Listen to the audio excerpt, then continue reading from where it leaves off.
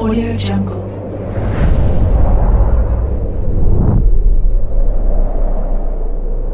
Yo, balik lagi bersama Mimin di Manhwa TV. Kali ini kita akan lanjutkan pembahasan dari cerita Dumped by My Girlfriend, I Turn to Martial Arts. Mimin infokan kembali bagi teman-teman yang ingin menonton video terbaru lebih cepat, silahkan bergabung menjadi member di channel ini dengan biaya 5.000 per bulannya. Jika tidak, teman-teman bisa bersabar lebih dulu selama 2-3 hari untuk menonton video tersebut. Tanpa berlama-lama, yuk kita masuk ke disclaimer dulu.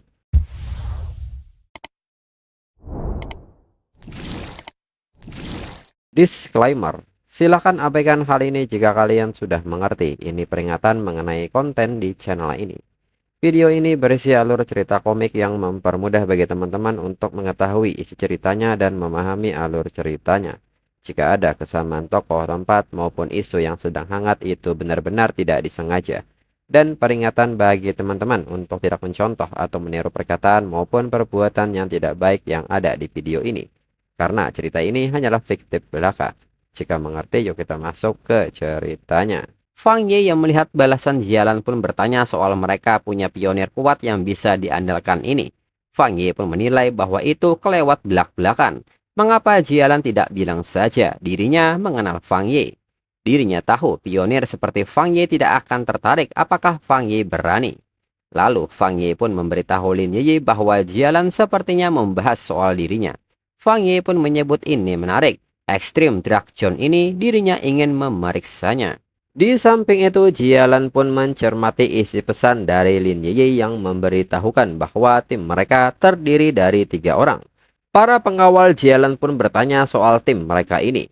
Jialan pun mengatakan bahwa ini tidak apa-apa. Jika dia adalah pionir yang pantas mendapat kepercayaan negara Xia, dia akan datang. Tapi kalau dia tidak datang, maka kelompok pionir ini akan mati. Jialang pun menanggapi ini dengan santai dan mengatakan kalau dia tidak datang itu berarti waktunya belum tepat. Mereka juga berpikir misi pengambilan Withered Grass Flower ini hanyalah cara untuk mengirim pionir kuat ke kematian di area berbahaya. Mengemban tugas hampir bunuh diri ini tujuan sebenarnya kebalikan dari yang terlihat. Ini langkah yang diperlukan untuk membangun kekuatan negara Xia. Hanya dengan mengambil Withered Grass Flower, mereka bisa menyelamatkan lebih banyak pionir. Baik itu tulang punggung masa depan negara Xia atau mereka yang sudah gugur di medan perang. Kekuatan inti top tier yang nasibnya masih tidak diketahui. Bagaimanapun, mereka harus mengumpulkan lebih banyak Withered Grass Flower.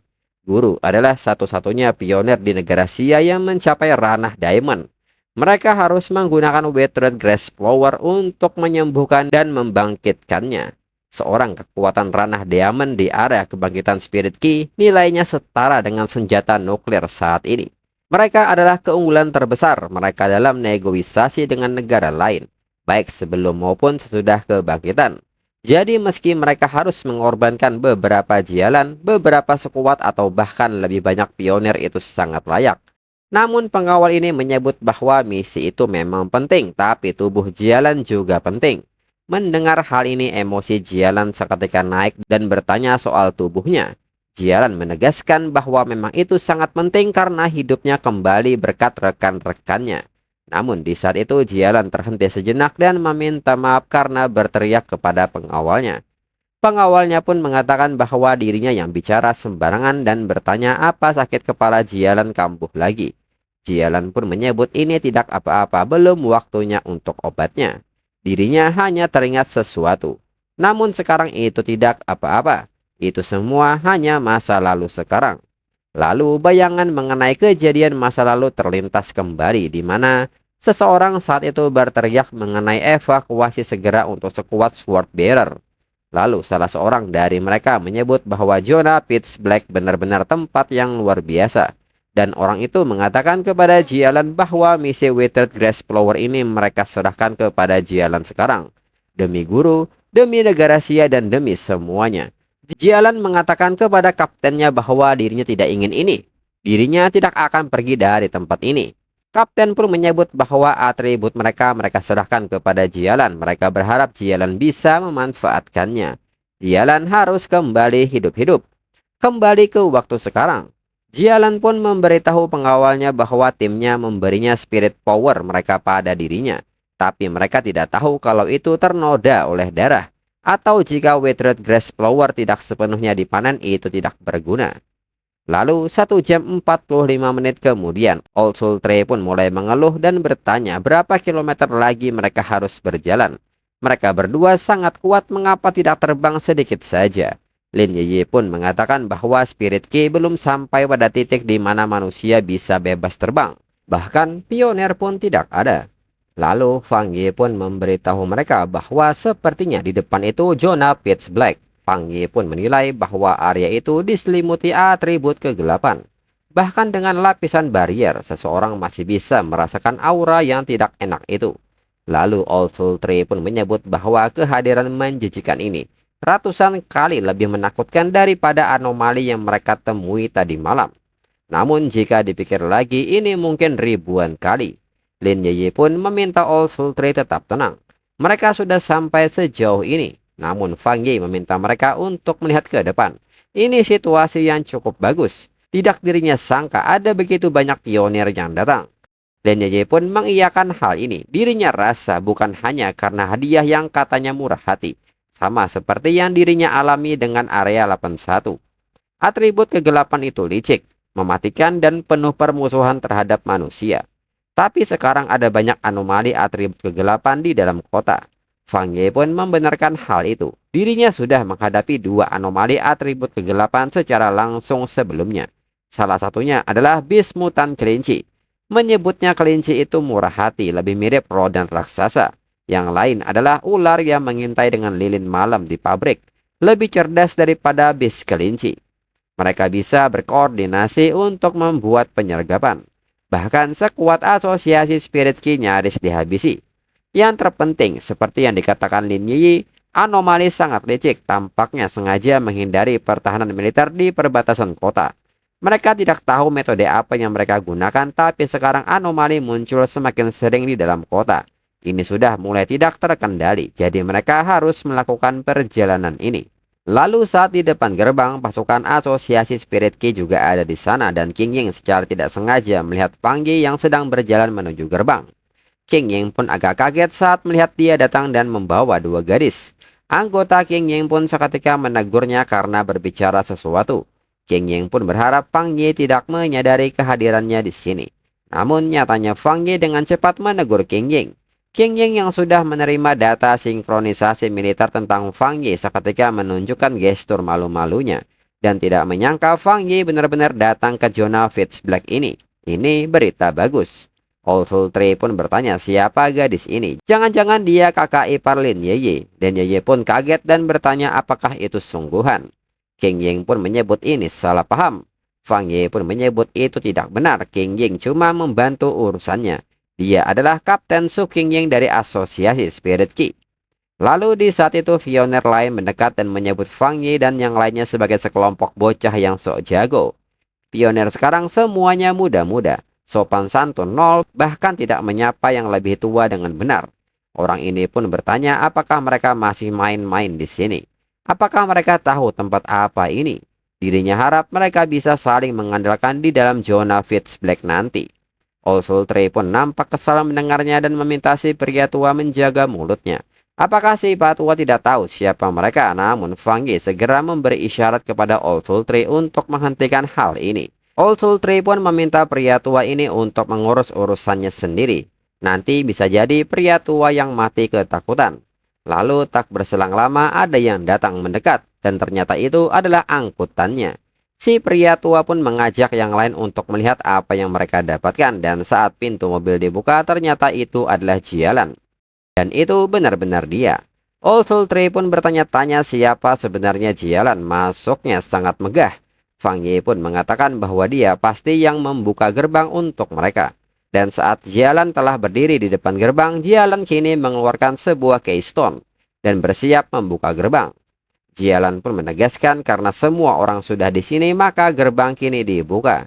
Setelah gerbang terbuka, Jialan menyebut bahwa dirinya punya satu peringatan khusus. Withered Grass Flower yang mereka ambil harus utuh dan tidak ternodai darah manusia. Jika syarat tersebut tidak terpenuhi, tidak ada hadiah yang akan diberikan. Kalau sudah tidak ada pertanyaan, mereka bisa mulai. Orang-orang yang mendengar hal ini merasa jengkel. Jialan tidak mau pergi sendiri. Dia hanya mengirim mereka untuk menemui ajal. Dan bahkan tidak ada kompensasi. Sikap macam apakah itu? Lalu pria tua pun meminta rekan-rekannya untuk tidak berbicara lagi. Jika mereka mati, mereka hanya akan melaporkan orang tersebut sebagai orang hilang. Lalu rekan pria tua menyebut bahwa para petugas akan memberikan hadiah besar pada keluarga mereka begitu saja. Bukankah itu artinya para petugas mengakui bahwa para petugas yang membunuh para pionir yang gugur? Di samping itu, King Ying pun memberitahu Fang Yi bahwa pria tua itu seharusnya sama dengan Fang Yi. Sama-sama berada di ranah Spirit Creation bintang 1. Selain dia, di antara mereka yang tutup mulut sepertinya ada beberapa orang kuat juga. Meski mereka mungkin menyembunyikan aura mereka, tapi itu sulit untuk dikatakan. Yang lainnya adalah kultivator kuat dalam ranah Ghost Axe bintang 2 atau bintang 3. Setiap tim setara dalam kekuatan. Mendengar hal ini, Fang Yi menyebut bahwa sepertinya misi ini sulit. Mereka sampai mengumpulkan begitu banyak sekuat pionir elit. Namun dalam pikiran Fang Yi bertanya-tanya mengenai pria tua tadi yang dikatakan berada di ranah Spirit Creation. Fang Yi pikir auranya tidak sekuat itu. Kemudian salah seorang pengawal jalan mengatakan bahwa absen telah selesai. Untuk ekspedisi kali ini ke Extreme Dark Zone, 37 ranah Ghost Axe bintang 2, 12 ranah Ghost Axe bintang 3, dan 3 ranah Spirit Creation. Anomali yang terlibat dalam jangkauan misi ini adalah kesulitan kelas B sampai kelas S. Jialan pun menyebut ini bagus dan meminta pengawalnya untuk pergi ke ruang pengawasan. Dirinya sudah menyiapkan semuanya, serta meminta pengawal untuk tidak khawatir. Kemudian saat ini di dalam pitch black, aura gelapnya sangat mencekam. Fang Yi pun meminta mereka untuk tidak menjauh. Atribut kegelapan di sini akan mengaburkan pandangan. Jika mereka tidak berjalan bersama, mereka akan terpencar dan hilang arah segera. Di saat itu, Old Soul Tree pun meminta maaf, dirinya beneran tidak bisa menahannya. Dirinya ingin muntah. King Ying pun mengatakan bahwa ini tidak apa-apa, ini hanya bau mayat busuk bercampur dengan cairan otak. Bukan hanya Old Soul Tree yang pusing, ini sangat normal, bahkan orang-orang di sana yang mirip dengan level Old Soul Tree juga muntah parah. Atribut kegelapan secara alami membatasi pionir. Old Soul Tree bisa menganggapnya sebagai polusi. Dan dalam zona Extreme Zone, para anomali akan sangat aktif. Berdasarkan klasifikasi yang diketahui tentang anomali kelas B setara dengan ranah Ghost Axe. Jangkauan damage mereka bisa dikendalikan. Anomali kelas A setara dengan ranah Spirit Creation. Sering ditemukan di tempat dengan aura kacau atau berkumpul seperti tempat ini. Anomali kelas S ranah Rival Fazra atau lebih tinggi. Hampir selalu berada pada skala bencana. Namun King Ying meminta mereka mengingat ini. Dalam Extreme Dark Zone, atribut anomali mendapatkan peningkatan tambahan. Anomali kelas B di tempat lain bisa naik satu tingkat di sini. Old Soul Tree pun mengatakan bahwa dirinya tidak tahu hal itu. Ini pertama kalinya. Dirinya sekarang sudah mengerti. Namun di saat Old Soul Tree bertanya apakah King Ying baik-baik saja, Lin Yi juga heran. King Ying belum terkena polusi. King Ying pun mengatakan dalam tawanya bahwa mereka terlalu memikirkannya. Sekuatnya dan dirinya sering menangani kasus serupa. Jadi mereka sudah terbiasa dengan bau ini. Selain itu, belakangan ini dirinya bekerja terlalu keras. Memutasi atribut airnya menjadi atribut es. Namun pada kenyataannya King Ying baru saja berhasil melakukan terobosan ke ranah Ghost Axe bintang 3. Sehingga bisa menahan ini. Lalu Old Soul Tree pun menyebut karena mereka berada pada level yang sama, apakah King Ying tidak merasakan hal yang sama seperti dirinya. Pada saat dirinya memasuki kabut hitam ini, aura miliknya merosot drastis. Lebih buruk daripada misi terakhir. King Ying pun mengiyakan hal ini. Banyak master yang menghilang di sini, bahkan elit militer di atas ranah Spirit Creation bintang 1 juga ikut hilang. Jadi mereka harus berhati-hati. King Ying pun mengajak mereka untuk memprioritaskan misi. Lin Yi pun membenarkan hal itu. Bayangan di depan mulai memudar dan mengajak mereka ke sana. Jangan menghabiskan energi dengan sia-sia. Mulai sekarang dirinya akan menjaga kekuatan dirinya dan berbicara sedikit. Semua orang fokus pada aura mereka. Jangan biarkan kabut hitam mendapatkan celah. Lalu Fang Yi sendiri menilai, sejak masuk tubuhnya belum merasa tidak enak. Sepertinya mantra itu memperkuat atribut matahari dan petir bisa menghapus kegelapan. Lalu di tempat lain, kelompok pria tua sedang bertarung melawan anomali. Pria tua yang melawan mereka nampak meremehkan anomali di Extreme Drag Zone ini. Pria tua ini pun mengajak teman-temannya bergegas. Mereka harus mengamankan Withered Grass Flower. Biarkan anak muda ini melihat kekuatan sekuat mereka yang sebenarnya. Teman-temannya pun menyambut baik gagasan dari kaptennya. Kembali ke situasi tim Fang Yi. Lin Yeye pun kini tidak bisa menahan hal ini dan seketika mulai batuk. Mendengar hal ini, Fang Yi menilai bahwa Lin Yeye masih seorang anak kecil. Fang Yi pun segera menepuk punggung Lin Yeye dan memberikan auranya. Lin Yeye pun kaget dengan perasaan ini, korosi pusing dan dingin menghilang. Digantikan dengan kehangatan bak sinar mentari musim dingin. All Soul Tree pun bertanya apakah ini kekuatan sebenarnya dari ranah Spirit Creation. Lin Yeye pun mengatakan bahwa atribut api terasa sangat hangat, langka, dan maju. Sejak mencapai ranah Ghost Axe bintang 3, dirinya sudah memperdalam indera akan atribut miliknya. Atribut kayu dan rumput miliknya unggul dalam menyerap aura embun. Mutasi air ke es King Ying juga langka. Fang Yi pun seketika meluruskan hal ini. Atributnya bukan api tapi atribut matahari. Ini adalah salahnya tidak menjelaskannya lebih cepat. Orang yang memadamkan api di gerbang utara di Universitas King Feng dan stadium adalah dirinya. Tapi dua anomali tersebut berbeda. Atribut matahari dan Heavenly Fire sedikit berbeda. King Ying pun kaget mendengarnya. Fang Yi baru saja mengakuinya. Jadi Fang Yi sekarang memiliki 3 atribut tingkat tinggi yang langka. Dalam pikiran Fang Yi sebenarnya dirinya juga punya atribut Desolate. Tapi pohon yang menjulang tinggi dalam hutan yang akan jatuh terlebih dahulu, lebih baik dirinya menyimpan beberapa kartu. Fang Yi pun seketika menanggapi hal ini dan menyebut bahwa kurang lebih seperti itu. Lalu All Soul Tree pun menyebut bahwa dirinya belum melakukan terobosan ke ranah Ghost Axe bintang 3.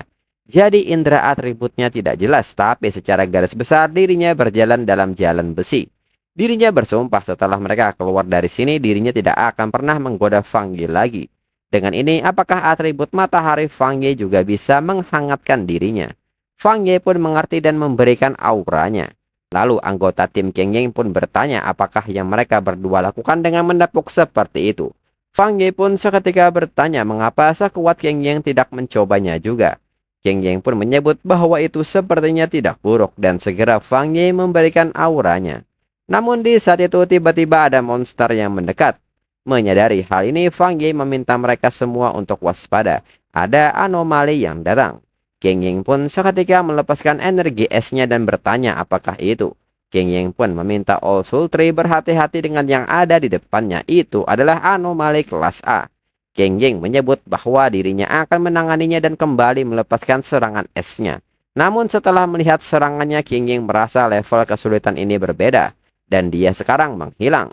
Lalu kini tim mereka pun dikepung oleh makhluk seperti zombie. Fang Yi pun meminta mereka semua untuk minggir dan perhatikan langkahnya. Dan dengan cepat Fang Yi melepaskan Heavenly Fire. Dan api ini seketika membakar mereka. Fang Yi pun menyebut bahwa sekarang mereka aman, gelombang anomali ini sudah mereda. Selain itu jangan mau dibodohi oleh semua mata itu. Sebenarnya itu hanya ada 2. Fang Yi juga tidak menyangka anomali di sini bisa berevolusi sampai ke titik meniru cara bicara manusia. King Ying pun menyebut bahwa ini mungkin setelah memakan begitu banyak orang mereka mempelajarinya. Di sisi lain, Jialan pun menyebut bahwa bahkan yang paling lemah di antara grup ini sudah dipupuk oleh Extreme Drag Zone menjadi kelas A. Tanpa ranah Spirit Creation tidak mungkin bisa menghadapi mereka langsung. Namun Fang Yi hanya dalam satu serangan 2 Phantom Beast kelas A hancur. Bahkan untuk dirinya perlu beberapa ronde paling tidak.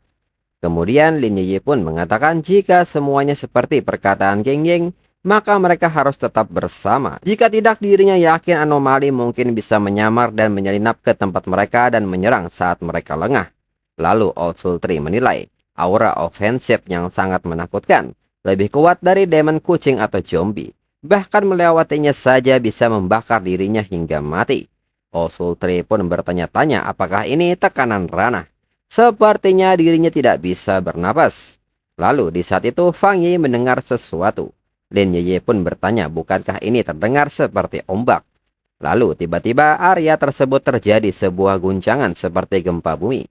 Lalu saat ini anggota tim pria tua pun mulai lari dan meminta mereka untuk tidak bertarung. Makhluk ini terlalu kuat.